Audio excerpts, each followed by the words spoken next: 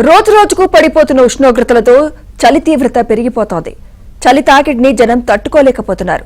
దీనికి తోడు వైరస్ల దాడి కూడా ఎక్కువ కావడంతో ఆరోగ్యాన్ని కాపాడుకునే చర్యలు అవసరం. చలికాలంలో జనం ఎలాంటి జాగ్రత్తలు తీసుకోవాలి? ఉంది. బట్ పొగమంచు ఇవి చూసుకున్నట్లయితే 8-9:30 వరకు కూడా ఈ యొక్క కొనసాగి తర్వాత తగ్గుముఖం పట్టే అవకాశం అయితే ఉంటుంది. ఈ రోజు కూడా ఈ యొక్క చలి తీవ్రత అనేది కొనసాగే అవకాశం అయితే ఉంది. చలి తీవ్రతను బట్టి కొన్ని జిల్లాలకు యెల్లో కలర్ వార్నింగ్స్ కూడా జారీ చేయడం జరిగింది. రాగల 2 రోజుల్లో కూడా ఈ యొక్క కనిష్ట ఉష్ణోగ్రతలు సాధారణ స్థాయికి వచ్చి తర్వాత క్రమేపీ తగ్గుముఖం పట్టే అవకాశం అయితే కనిపిస్తుంది.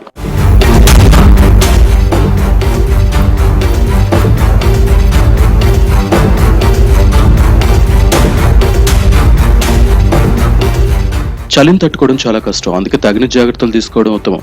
ఈసారి చలికాలం ప్రారంభమైన వెంటనే జ్వరం, ఒళ్ళు నొప్పులతో బాధపడే వారితో ఆసుపత్రులన్నీ నిండిపోతున్నాయి.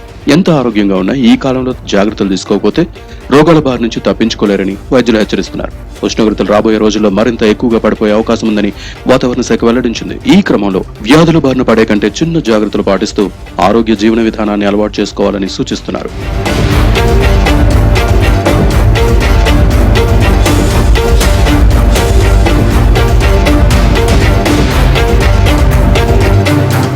చలికాలంలో ఎండ నెత్తి మీదకి వచ్చే వరకు చాలా మందికి బయటకు రావాలని అనిపించదు. అంతవరకు రోజు వాకింగ్, యోగాకు వెళ్లే వారు సైతం బతికిస్తారు. ఇది ఏమాత్రం సరైన పద్ధతి కాదు. ఒకవేళ బయటకు వెళ్ళలేకపోతే ఇంట్లోనైనా కనీసం అరగంట వ్యాయామం తప్పనిసరిగా చేయాలి. అప్పుడు శరీరంలో చురుకుదనం, రోగ నిరోధక శక్తి పెరిగి వ్యాధులను తట్టుకునే శక్తి వస్తుంది.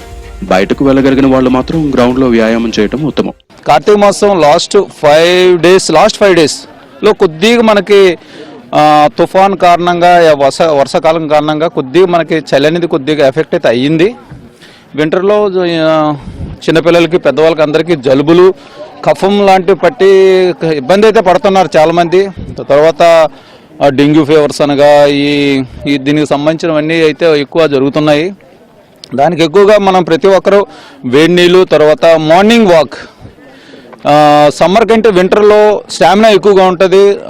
తర్వాత మనకి చెమట అనేది పట్టేది కొద్ది తక్కువగా ఉంటుంది కనుక మనం ఎక్కువ టైం మనం వాక్ చేయగలుగుతాము.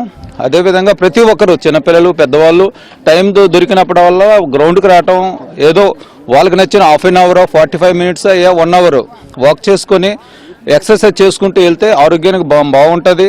వాతావరణంలో ఉష్ణోగ్రతలు తగ్గే కొద్దీ రక్తనాళాలు సంకోచిస్తాయి. దీంతో అవయవాలకు రక్తం సరఫరా చేసే గుండె మరింత బలంగా పనిచేయాల్సి వస్తుంది. ఈ కారణంగా గుండె కండరానికి ఆక్సిజన్ నిండిన రక్త సరఫరా తగ్గడంతో హార్ట్ అటాక్ అవకాశాలు పెరుగుతాయి.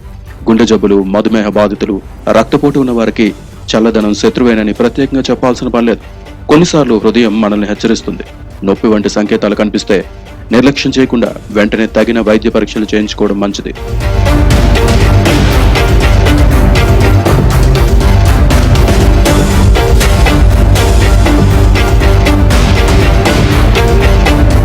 చల్లదనంలో ఊపిరితిత్తుల్లోని పొరలు ఎక్కువగా స్పందిస్తాయి. పొడి వాతావరణంలోకి వచ్చేసరికి దుమ్ము, ధూళి గాలిలో కలిసిపోయి అలర్జీ, ఆస్తమా, దగ్గు, ఆయాసం లాంటివి వచ్చి ఉక్కిరిబిక్కిరి చేస్తాయి. చిన్నారులు, వృద్ధులు, పొగ తాగే వారిలో శ్వాసకోశ సమస్యలు వచ్చే అవకాశాలు అధికంగా ఉంటాయి. శ్వాసకోశ సమస్యలున్న వారు గోరువెచ్చని నీరు రోజు క్రమం తప్పకుండా తీసుకోవాలి.